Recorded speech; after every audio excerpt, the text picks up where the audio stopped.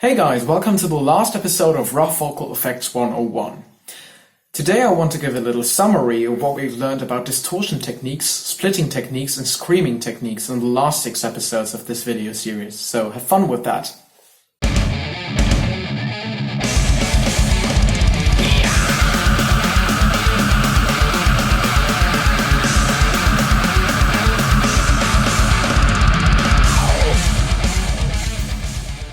We started out defining 2 main ways to classify rough vocal effects, namely the nature of the sound and the place of production. For the first aspect, I've identified 3 main categories. If we have 2 fundamental pitches that are parallel to each other, we can speak of subharmonic distortion techniques. Whereas if we have multiple fundamental pitches that are in no subharmonic relationship with each other, we can speak of polyphonic splitting techniques. And if we have no clear fundamental pitch at all, but only white noise, that would be an atonal screaming technique. The second aspect in classifying rough vocal effects would be the place of production. So the 4 possible tissues that can be involved in making a sound are the true vocal folds, the ventricular or false vocal folds, the arytenoid cartilages, and the area-epiglottic folds. The closure of the true vocal folds can be incomplete, resulting in a breathy tone, complete, resulting in a clear tone, or pressed if we go into hypercompression. Of course, they can also be completely open. In clean singing and speaking, the false vocal folds are usually relaxed, but for some rough vocal effects, they can either approximate without coming together yet, or actually vibrate against each other, resulting in a false fold phonation. The arytenoid cartilages can vibrate against each other or drum against the epiglottis. And finally, the area-epiglottic folds can vibrate against or adjacently to each other too. In the second episode, I gave a quick introduction on how the voice works in general, focusing specifically on different laryngeal vibratory mechanisms and ways of phonation. After that, we got to know fry-related effects like regular creaking,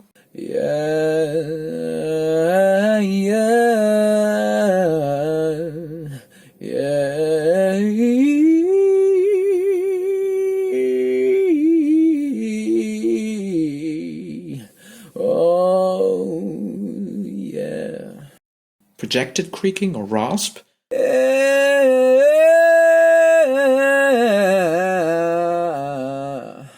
irregular creaking, and variations of fry scream.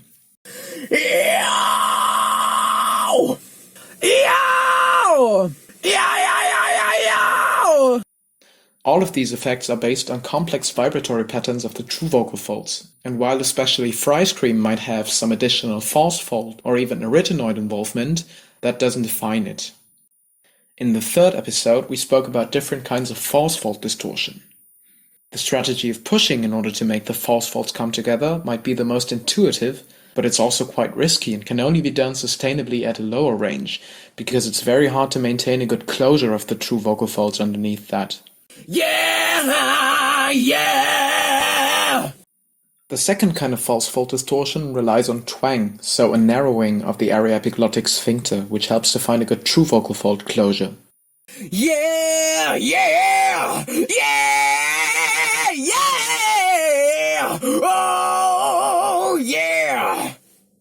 A third way to achieve false fold distortion would be to go into hypercompression, which makes the true vocal folds as well as the false vocal folds come together very easily. You can also combine hypercompressed distortion with irregular creaking, so that the lines between the subharmonic distortion technique and an atonal screaming technique get blurred and build a continuum from clean to completely unpitched.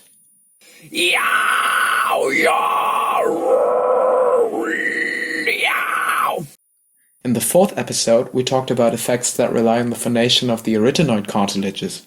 Obviously, a pure arytenoid phonation without the true vocal folds coming together falls into that category. If the true vocal folds come together too, we speak of the effect of rattle. Depending on different amounts of closure and other parameters, this effect can be used for the sounds you could call metal rattle and gospel squalls, to name only a few.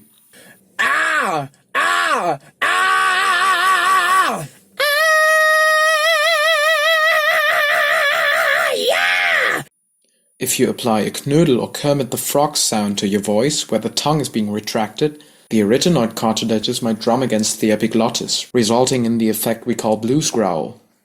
Oh yeah, yeah! A growl without true vocal fold contact could also be called aryepiglottic phonation, with this one reaching even lower frequencies than the pure arytenoid phonation.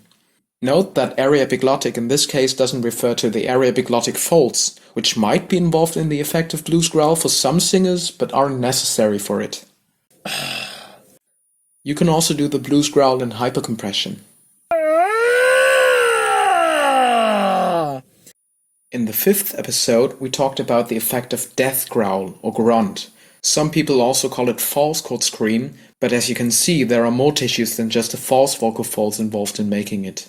The effect of death growl embodies a wide variety of sounds, ranging from high to mid to low screams, as well as tunnel throats and pig squeals, all of which are being achieved by different vowel and vocal tract shapes. Yeah!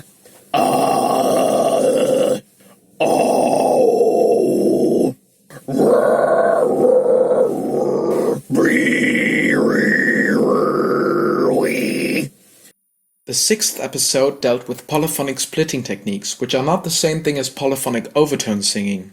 Some people also call it multiphonics, biphonics, or simply diplephonia.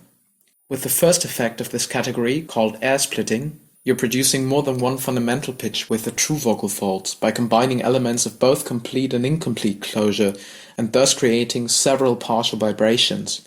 Depending on vowel shapes and sound color, this effect can be used for a variety of qualities, ranging from dirty to alien-like.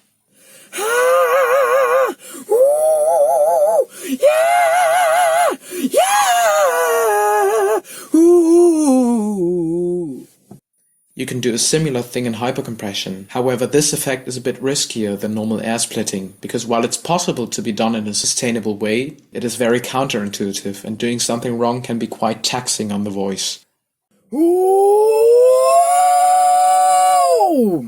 Also, you might look a bit funny when you do that.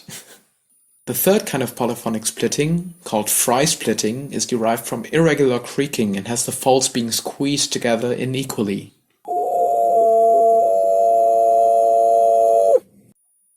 While polyphonic splitting techniques might accidentally result in cool consonant intervals, you can't really control the additional fundamental pitches well, so it's still kind of hard to harmonize with yourself. Okay, so are these the 16 rough vocal effects? Are these all the techniques there are? Of course not. Some of these are technically effect combinations already. And then there's other possible effect combinations we haven't talked about, like for example air splitting and false fold distortion in falsetto, or fry scream and rattle, to name only a few. But what I've done is I made the effort to do the research on and categorize as many rough vocal effects as possible for me. And while this list is more extensive than any other list on this topic I've seen, and can probably account for 99% of all the rough vocal effects you'll ever hear in music, it is still far from complete. Because first off, my knowledge on this subject is limited, as anyone's knowledge on any subject is. And secondly, sometimes it's hard to draw the line, because, for example, the beatboxing community is a flourishing resource for all kinds of funny vocal effects. For example, this one. Or this one. But both of these sounds involve the lips and the tongue in sound production, whereas I tried to limit myself to specific laryngeal configurations, and thus decided not to include these. Another reason for this list not being 100% complete is that there are some sounds that just haven't been researched on yet, partly because they are not used in music a lot, but they can still be super cool sounds, like for example this one.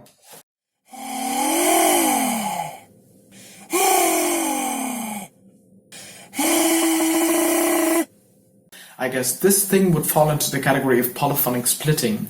But I don't know how exactly it works, and I don't want to pretend I do, which is why even though I consider it a rough vocal effect, I haven't included it here in this series. A special group of rough vocal effects that I didn't include either are inhales. I left out inhale singing, inhale screaming, and inhale splitting for a couple of reasons. The first one would be that all the other rough vocal effects are exhaled, so they're comparable and compatible with each other, whereas inhales just don't really fit into that. And the second more important reason is that I don't know how healthy aggressive phonation is. Usually with risky techniques, I'd say that it's more about not overdoing them, listening to the signals of your body, not ignoring if something feels uncomfortable here. But my experience with inhales is that in order to get some kind of powerful sound out of them, you have to be very intense. So you're not only literally doing the opposite of how the voice usually functions, but you also have to create an enormous amount of negative pressure that I'm just not sure the folds can handle. So the main reason I don't teach inhales is that I'm not convinced yet they can be done in a sustainable way. Still, here are some demonstrations of inhale screaming and inhale splitting, just so you know what we're talking about. Yow! Yow! Row! Row! Row!